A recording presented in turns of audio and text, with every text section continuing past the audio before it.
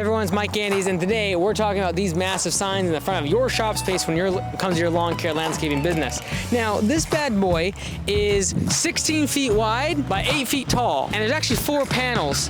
All the panels are 4 feet by 8 feet. We stack them up against each other. Now, this is a really busy highway, as you can probably hear behind me. This is one of the most popular state highways in our area, connecting 2 cities. Lots of people driving by. Lots of people get to see our sign. Great for brand awareness. Probably a lot of people call this number needing lawn care and landscaping services. Now, the thing that I want you to really think about is, do you need one of these at your shop space? Number 1, no you don't. Number 2, if you have the option to do so, should you do it? Probably. It costs us about $3,000 to build this sign. Today, it probably costs $5,000. Again, gotta love inflation. But what we did is we used this dye-bonded aluminum, these sheets that you would put together on this board. Now, you gotta check several things. Number 1, you gotta check permitting. Are you even allowed to put a sign up?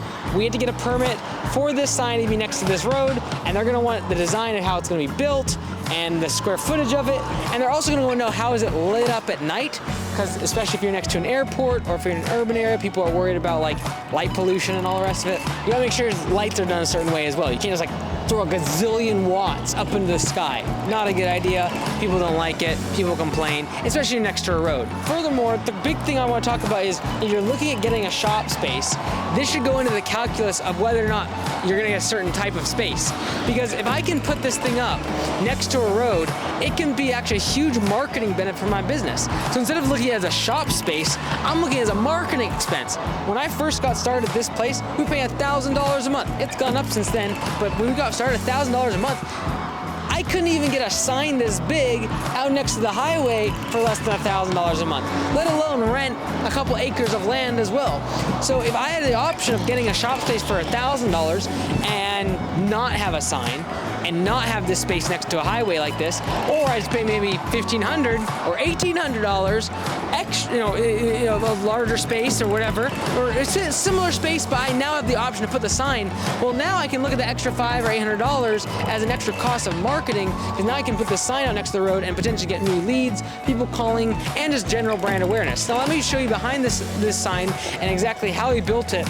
And again, we spent like $3,000 building this. Now the cost is significantly higher just because the cost of materials have gone up. But we got these 6x6 pressure treated lumber. Now these go down in the ground like 6 feet. So as much as you see above, like it goes way down in the ground. There's a pain in the butt to dig the holes, but we got all 3 of those. And we kind of did it at a V shape instead of just doing one sign, mostly so that way you could take full advantage of the highway and make sure it was actually pointed at the direction of the highway. Because the people are going pretty fast here, and we're a little bit off of the road just because of the permit for the sign, and so we wanted to optimize it by kind of making a V shape.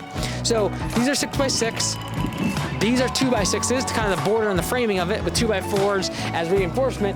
And then the plywood is behind the dye bond aluminum.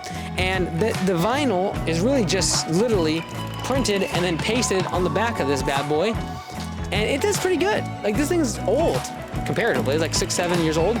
And it's a little bit faded, a little bit in terms of colors, but it holds up pretty well, and it's usually a lot cheaper than getting like a neon sign or any sort of backlit sign. It's just getting one of these bad boys and then lighting up at night. So highly recommend, if you can get a permit, if it's zoned correctly, to get a sign at your shop space. It can usually make sense of spending a little bit more on said shop space if you can get a sign like this, because now you got great marketing and great frontage to the public.